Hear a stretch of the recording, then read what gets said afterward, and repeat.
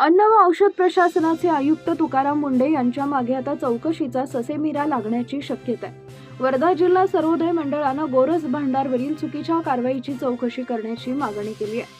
तसेच दोषी अधिकाऱ्यांची जबाबदारी निश्चित करण्यात यावी आणि संस्थेला झालेल्या नुकसानीची योग्य नुकसान भरपाई देण्यात यावी, अशी ही मागणी मंडळानं जिल्हाधिकाऱ्यांना निवेदनाद्वारे केली आहे। तुम्हाला जर IAS तुकाराम मुंढे साहेबांचं काम आवडत असेल तर व्हिडिओला लाईक करा, चॅनल सबस्क्राईब करा आणि पुढील बातम्या बघण्यासाठी। मुंढे यांच्या निर्देशानुसार वर्धा नागपूर येथील अन्न व औषध प्रशासनानं 31 मे रोजी ऐतिहासिक गोरज भंडार संस्थेवर छापा टाकला होता। यावेळी केलेल्या तपासणीत संस्था आणि परिसरात अस्वच्छता आढळल्याचा दावा करत संस्थेला सील करून पुढील आदेशापर्यंत दूध संकलन, विक्री आणि दुग्धजन्य पदार्थांचं उत्पादन बंद करण्याचे निर्देश दिले होते। या कारवाई विरोधात संस्थेचे प्रतिनिधी आणि दूध उत्पादकांनी जिल्हाधिकाऱ्यांकडे निवेदनही दिलं होतं, मात्र कोणताही दिलासा न मिळाल्यानं त्यांनी उच्च न्यायालयात धाव घेतली होती।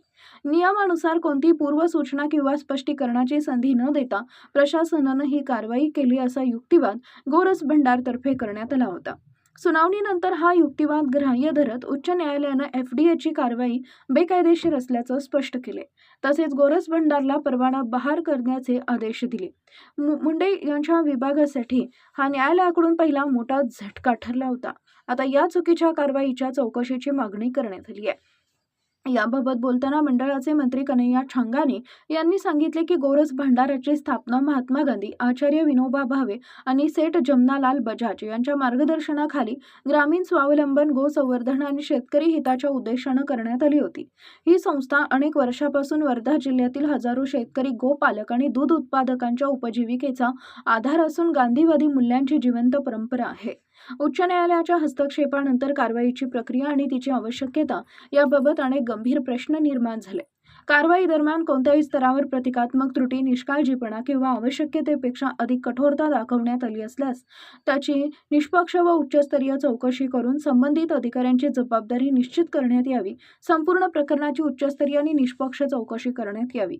तसेच कोणत्याही अधिकाऱ्यानं अधिकाराचा दुरुपयोग, निष्काळजीपणा किंवा अनुचित कारवाई केली असल्यास कारवाई करण्यात यावी। संस्थेला तसेच तिच्याशी संबंधित शेतकरी, गोपालक, दूध उत्पादक आणि कर्मचाऱ्यांना नुकसान भरपाई देण्यात यावी, अशी मागणी निवेदनातून करण्यात आली आहे।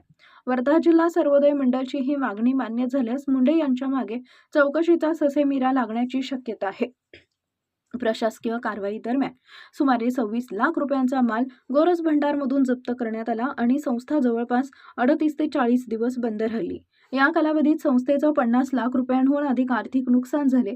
तसेच संस्थेशी संबंधित शेकडो शेतकरी, गोपालक, दूध उत्पादक आणि कर्मचाऱ्यांच्या उपजीविकेचा गंभीर परिणाम झाला।